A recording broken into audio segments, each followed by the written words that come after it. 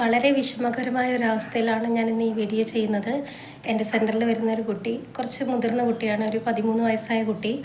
അപ്പോൾ അവൾ പാമ്പേഴ്സ് ഇട്ടിട്ടാണ് സാധാരണ വരാറുള്ളത്. അന്നും പാമ്പേഴ്സ് ഇട്ടിട്ടുണ്ട്. അപ്പോൾ ജസ്റ്റ് ഒന്ന് ലീക്കായിപ്പോയി ഓട്ടോയിൽ കയറിയ സമയത്ത്.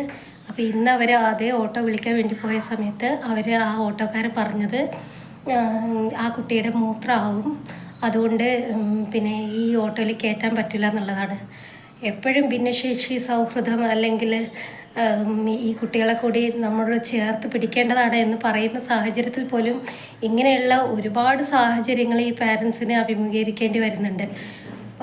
കൂടാതെ അവരത് തുടച്ചു കൊടുത്ത് കഴുകി വൃത്തിയാക്കി കൊടുത്തതാണ്. അവരൊന്നും ചെയ്യാതെ അവിടെ ഇട്ട് പോയതൊന്നുമല്ല.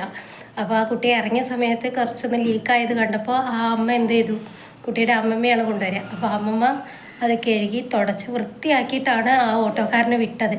എന്നിട്ടും ഇന്നിപ്പോൾ വിളിച്ച സമയത്ത് അയാൾ ഇങ്ങനെ പ്രതികരിച്ചു. അയാൾ കയറ്റില്ല എന്ന് പറഞ്ഞു, ഓട്ടോയിൽ കയറ്റില്ല എന്ന് പറഞ്ഞു.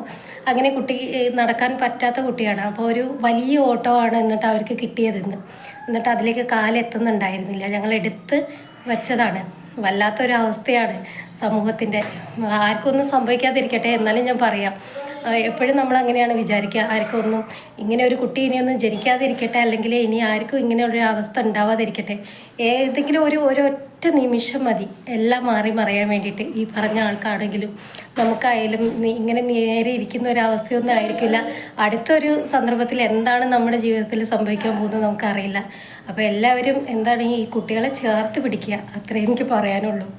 വളരെ വിഷമകരമാണ് ഇങ്ങനത്തെ ഉള്ള സാഹചര്യമൊക്കെ കാണുന്ന സമയത്ത്.